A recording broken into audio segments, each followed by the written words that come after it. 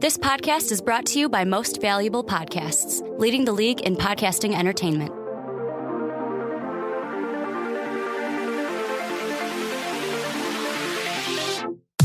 Welcome in, my friends, to another episode of Behind the Pen. My name is Mike Rankin, and I will be your host for today's show. And I'm very happy about today's show because, to my surprise, Ricky Widmer's here. And I have Ricky Widmer on Behind the Pen once again. Ricky, thanks for jumping on. Oh, no problem. Thanks for having me. Yeah, absolutely. And before we get into the plethora of topics we have going on today, I'd like to plug our Patreon page because that's important to us. And I hope you guys enjoy our content. But if you like it, please go to patreon.com/most valuable podcasts, right, Ricky? Mm-hmm. And then by making a small donation every month, you get some exclusive content from Most Valuable Podcasts. Yeah, it's just a way for you guys to show a little bit extra support and if you want to. We love the support, and, if you can continue that, that's fantastic. If not, our feelings won't be hurt. We still have all this stuff for you on YouTube, SoundCloud, and iTunes. Exactly like you said. You still get everything for free for Most Valuable Podcasts, but if you want that little bit more, there's some exclusive and rewards for patrons. Absolutely. So let's get into this. Some sports talk, huh? As May is starting to flow, we're about midway through May now, and I want to get really into this baseball season because I'm starting to get into super baseball mode now that the NBA playoffs are going on, the NHL playoffs are kind of coming to the end too, the NFL drafts done, mini camps coming up. So football is a year-round thing, but summer is here pretty much, and baseball is all the rage, and especially in Chicago where both teams are killing it. But before I get into a bunch of topics like the Nationals, Jake Arrieta stuff, and also some Bears, I just want to go around the league and talk about some new some headlines because I'd like to do that now to start every Behind the Pen podcast. So in the NBA, Golden State advances to the Western Conference Finals. Steph Curry puts on a show in the second half of game, 4 and 5? It was just unbelievable. He was hurt, comes in, just kills it. Portland really played well, but, young team, bounced by the best team in basketball, got nothing to be ashamed of there. And also, by the way, I didn't even know Scott Skiles was still coaching, but he resigned as the Orlando Magic head coach. Yeah, he was with the Magic. Yeah, well, so now he's gone. Hey, and I want to bring this up to you, Ricky. What do you think? Illinois, right? University of Illinois. I didn't know we were going to bring up No, just real quick. But, you want to make me cry today. That's what you want to do, Josh right? Whitman brought in Lovie Smith, a local former Chicago Bears head coach, right? Love it. And hopefully it's a revamping to their program, which needs it a lot. Love it. Right? So what do you think of Scott Skiles coming in to coach their basketball team? Because I know John Gross is... let's not get on that train yet. No, I'm just saying, if you're Josh Whitman, just be like, man. The reason why I say let's not get on that train yet is because I like John Gross, but I understand that we need to go to NCAA tournaments.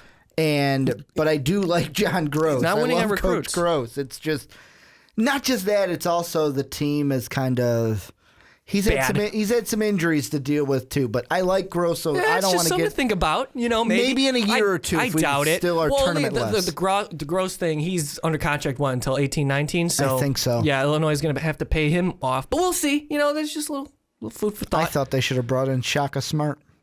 Moving on to the NHL now. The Blues, the St. Louis Blues, who got bounced in the first round of the playoffs the last 3 years, were able to move on to the Western Conference Finals and defeated the Dallas Stars in 7 games, which was a fun series. Go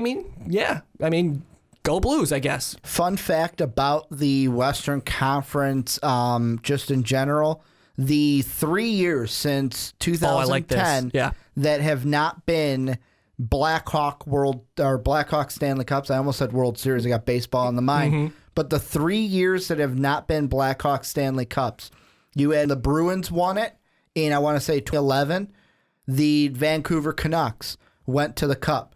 Who did the Canucks beat? Blackhawks. In a Game 7 in the first round, the Blackhawks. Then you had the Kings when they won it. Who did they beat? Western Conference Finals, Blackhawks. The Blackhawks. The Coyotes when the Kings won it the second time. Coyotes went to the Western Conference Finals. I see what you're getting at here. The Blues beat the Blackhawks. Do you think they're going to be a Stanley Cup final? This is the thing where they have now made it to when you beat the Blackhawks in the first round, you're a lock for the Western Conference Finals. When you beat the Blackhawks in this game, you're a lock for the Stanley Cup. So right now, the Blues are hoping to be more like the Kings than the Coyotes. Other NHL news, I was surprised that the Capitals got bounced in the second round. I was actually... I knew it was going to... I know, but I was just pegging them because they're so talented. And they have the best goalie in hockey. The funny thing is... Ovechkin. Did you see the CSN broadcast of their local anchor? Continue. No. Who he... I hope it was a joke. I only know about this because they had it on the Dan Patrick show today. I hope it was scripted, but if it wasn't, he was drinking on the air. Oh, my. You know what? They did it again. And the best line from it, and I'll try to find a link and put it in the description for you guys. Mm-hmm. The best part of it was he goes, yeah, you know the thing they tell you when you're kids? Oh, follow your dream. Well, kids don't believe them. It's not true. Life is very cruel. Oh, my. The Caps were supposed to win it all this year, and that didn't happen, so don't follow your dreams, kids. And as he's drinking on air? Yeah. That's hilarious. Honestly, that's why hockey is so different. I hope it was a bit. It might be. It was the local. There's some truth to it. But it was the local DC. I love CSN it. That's broadcast. hilarious. I love it. So the Capitals are out, and Penguins are moving on to face the Tampa Bay Lightning in the Eastern Conference. That's going to be a fun series. If Tampa Bay could go back. Absolutely, that might be the Stanley Cup of this season because both teams are so freaking awesome. But kind of like how Kings and Blackhawks were the Stanley Cup what a series when the that Rangers. was. Yeah. But anyway, yeah. What good for the Blues. Honestly, I think they're the most talented team left. Maybe the Penguins too. So we'll see what happens from there. It's gonna be fun. Let's follow the NHL until it's over. I mean, that one dude who got famous off of Twitter watching that game for the first time. You remember that guy? No, I don't. What? How have you not seen that? No. That one black dude who was just like, man, white people are hiding hockey from us forever. No, well, you haven't I seen don't know it? what you're talking about. You're living under a rock, Ricky. I know a lot of people. Half the time I'm Patrick Star. That's where I get half my income from. Anyway, all right. So as we wrap up this little quick segment of Around the Sporting World news. Around the pen instead of Around the pen? pen? Oh, my. Dude, okay. All right. I hope ESPN don't come after us because it's similar to Around the Horn. Once again, Ricky, you mentioned the 4-letter worldwide leader on my show. And I don't like it. I told you last week I didn't like it. Well, this and is you more did of a it legal. again. This is more of a legal. I don't want to hear it. So MLB, we talked about it last podcast. We had this whole conversation about PEDs, and we were waiting for this one dude to get popped. It was Raul Mondesi, Kansas City Royals top prospect. I was expecting a bigger name. Well, that's what I was expecting. Like my thought, and maybe it's because if we kind of went through your fandom to my fandom. You're a baseball fanatic. I'm a guy that I like my Cubs. I'm a Cubs fanatic. About this time of the year, I start to get into baseball, and it just gets more and more and more till the end of the season, till football starts, let's be honest. Because I need something to hold my attention. But for me being that, I guess you can call me a casual fan because I'm only hardcore for my Cubs. I looked at it and went, man, I wanted a bigger name. Yeah, I understand that feeling. And what happened a kind really? Of name like a Jose Bautista. Yeah, right. Well, that would just shake up the whole freaking baseball Joey Bats world. In particular. I don't want Toronto fans coming after me, but that's the kind of level name I wanted. Well, still, a top number one prospect in a professional MLB system is a big news, especially in PDs. But what he took was this this cold medicine, and apparently there was some banned substance in there, and he got tested positive for it. And people play the card where, I didn't know what I was taking. Well, in this case, I kind of believe him. So because it was cold medicine? It's unfortunate. And whether he knew it or not, that it's just too bad. He's suspended 50 games. He dropped it from 80 to 50 because of that. But yeah, that's too bad. But in other news, Bartolo Colon hit a home run, his first home run ever. The thunder That was stick.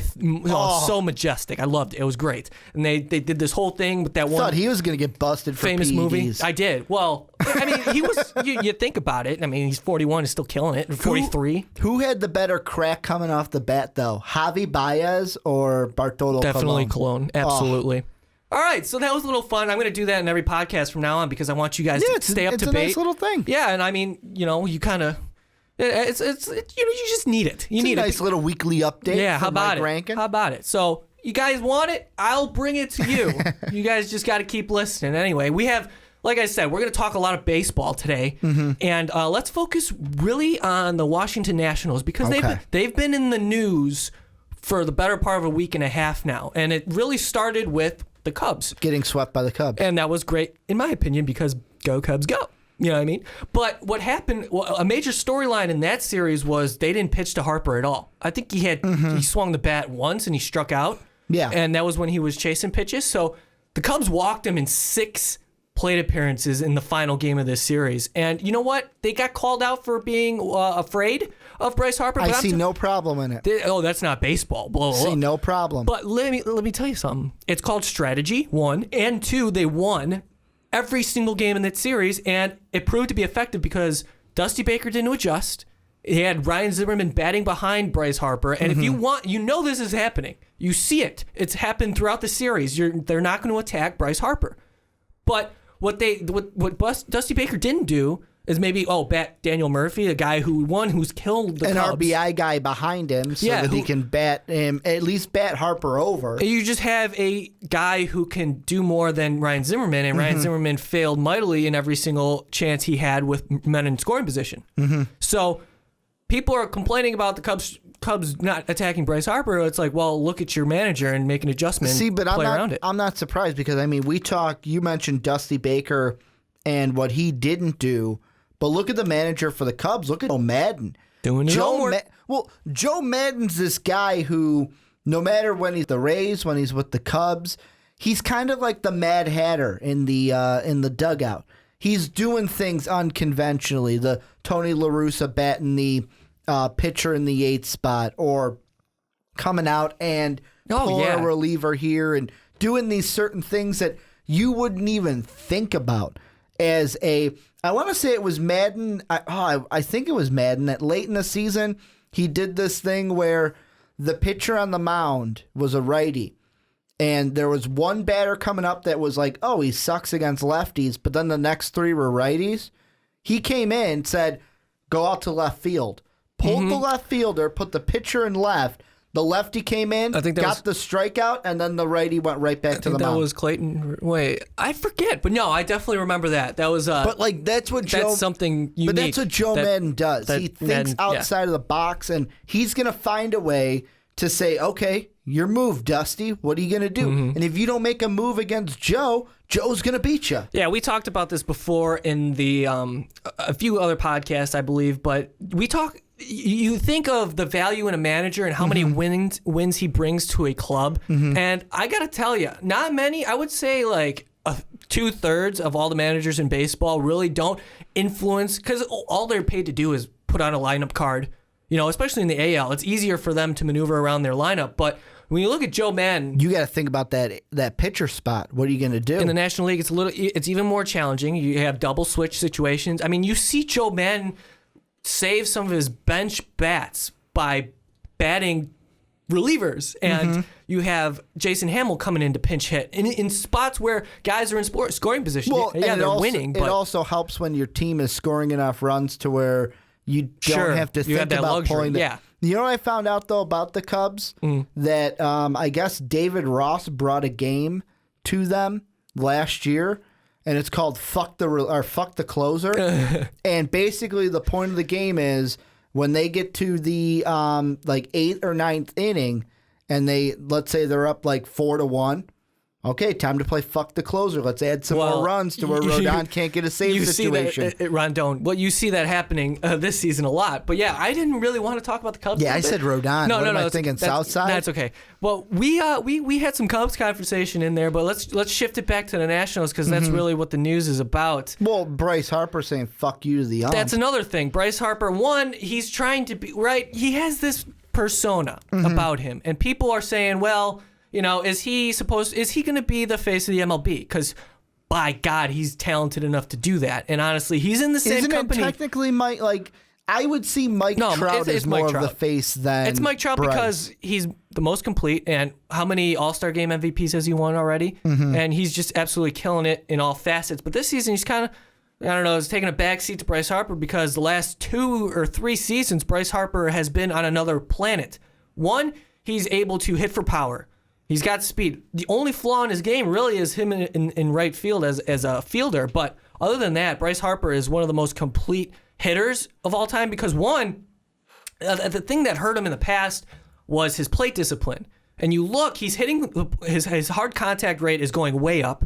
His ability to get on base is going way up. He's not striking out as much. He's walking more, and that's scary. That is really scary, because if you're seeing Bryce Harper lay off that pitcher's pitch more often than that means he's hitting his pitch. And it's like, oh no, And that's one of the reasons why the Cubs opted to stay away from him. But yeah, so what happened with this whole umpire situation, right?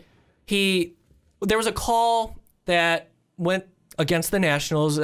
Guy struck out in a high pitch, whatever. And it was kind of odd to me because everybody from the Nationals dugout was kind of giving the ump some lip. Mm-hmm. And the umpire pointed directly at Bryce Harper, and he was just like, "You're gone. Like, see you later." Yeah. And Bryce Harper got pissed, right? And then they ended up winning in walk-off fashion, a walk-off homer. And Bryce Harper rushed the field, which he shouldn't have. If you're thrown out of the game, you can't do that. Before we get to Bryce, I just want to throw in a little fun fact. I can't remember the guy's name for the Nationals that hit that home run, but he thought it was the 8th. He didn't even know it was the 9th. Oh, that's funny. He thought it was the 8th. That's funny. But yeah, once you're thrown out of the game, you can't rush the field. You're done. Is that a thing? Because it is. No, on sports radio, they were debating that this week. It is. And that's the reason why he got suspended. He got a 1-game suspension, and it wasn't really because he said F you to the umpire clear as day right into the camera. It was because he was thrown out of the game, and then he rushed the field once again. I would have fined him absolutely for the inappropriate comment. Mm-hmm. But that I wasn't sure if MLB was going to go that route and saying, "Oh, he attacked the umpire that way and he got suspended because of that." I wouldn't have fined him because he said a curse word.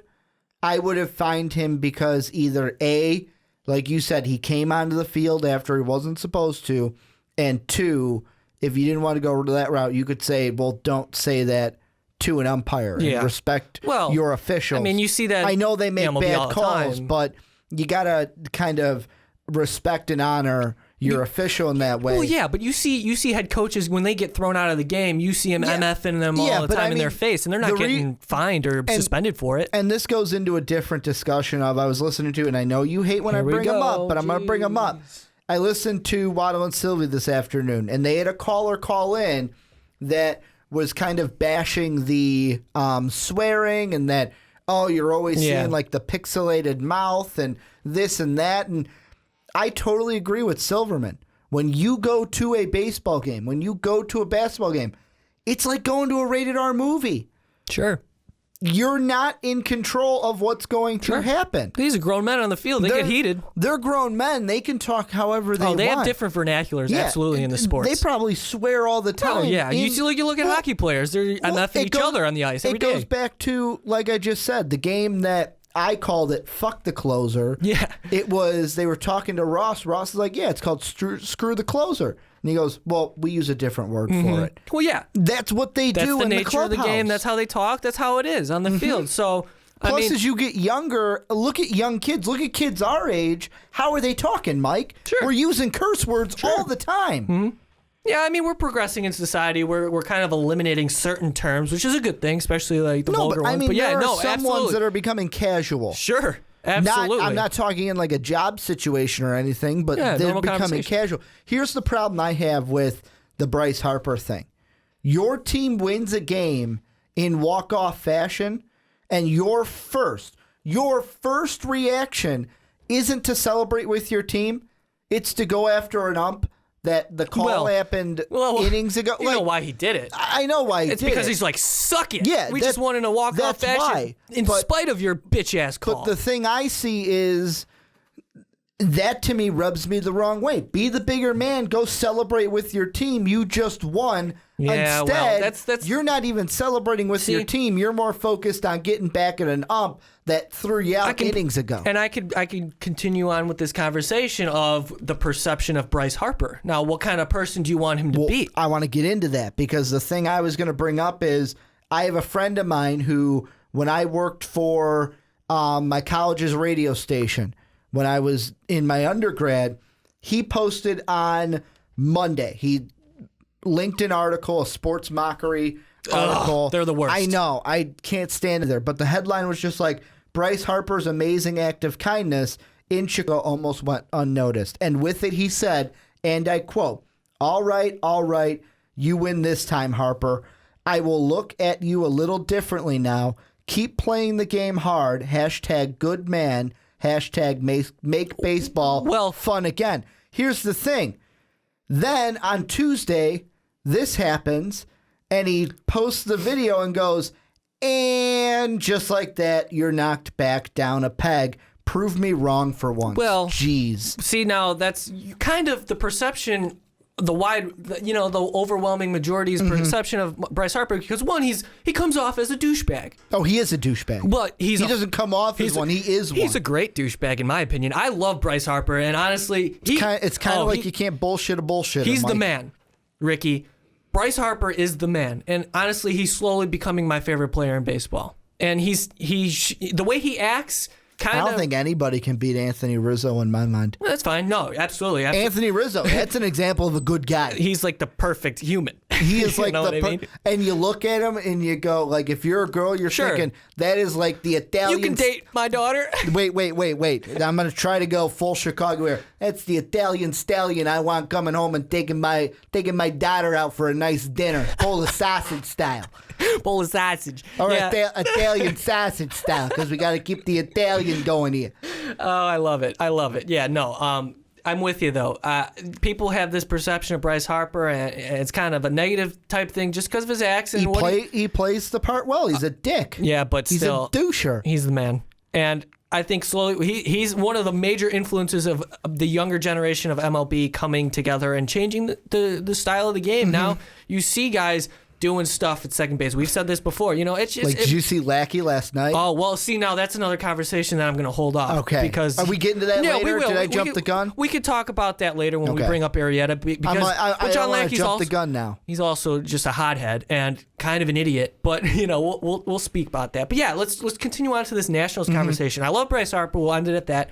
But what happened over the last week was that the Washington Nationals signed a certain pitcher of Steven Strasburg to a 7-year, $175 million contract.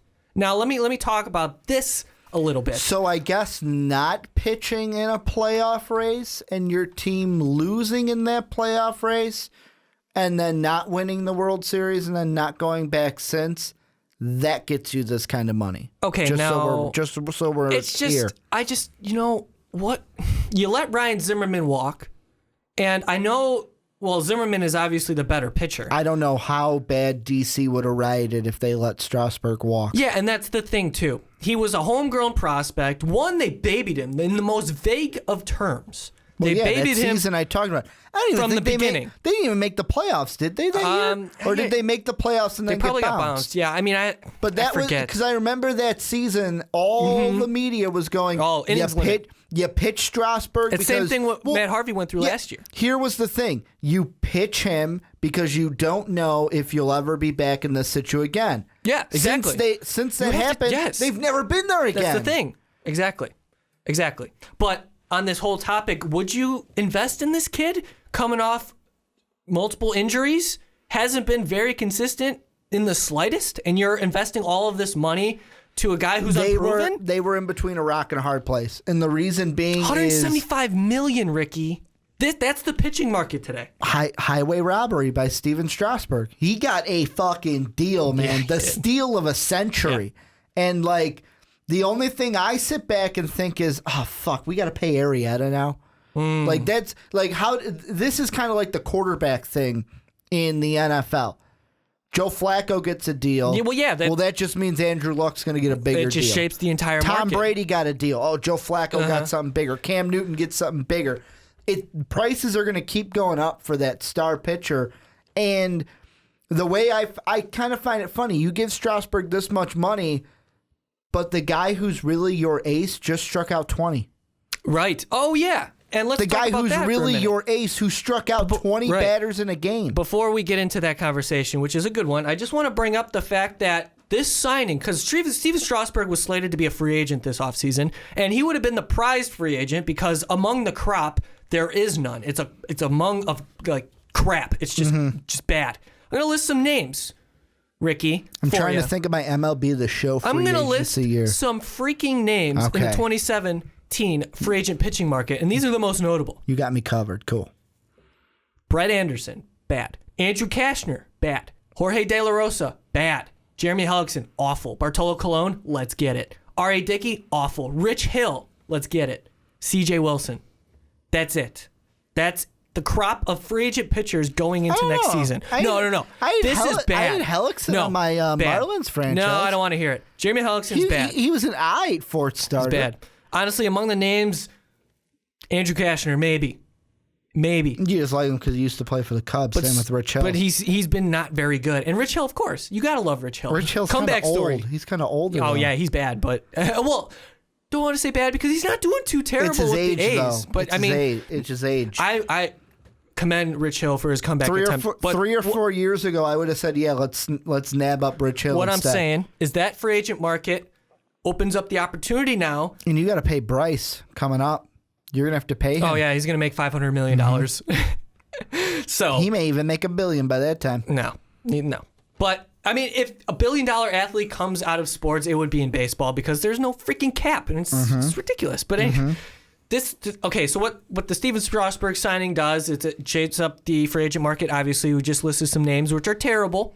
But the thing is, it also creates a unique situation around the league in the trade market because that opens up the possibility of guys like a Matt Harvey to be dealt, right? So expect more teams trading position players, which is traditionally what happens when they try and trade for pitchers. You're going to see a lot of moves. I mean, the White Sox just made one today for a young starting pitcher. So expect more of that coming this year. Was that more to fit their it does. I'm just hole? using that as an example. And he kind of is bad. But, Sox had to do what they had to do. But as a fifth starter? I'd rather have Miguel Gonzalez, honestly. Okay.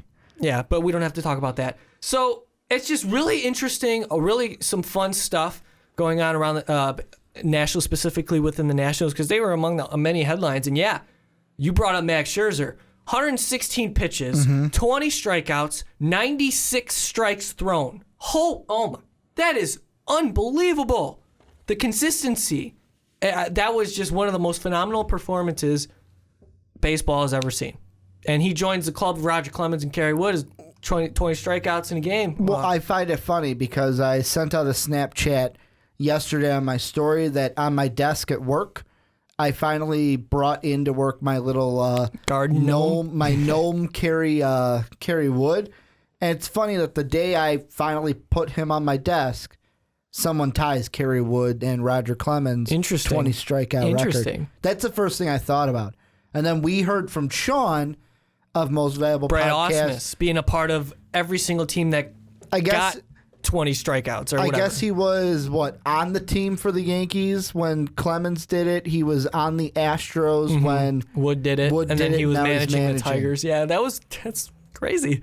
You think about it, like the rarity and just the odd coincidence. But yeah, man, Max Scherzer. Whew. Guy can't buy a break in Brad Ausmus. Yeah, can't buy a break. Poor dude. Poor Tigers, honestly.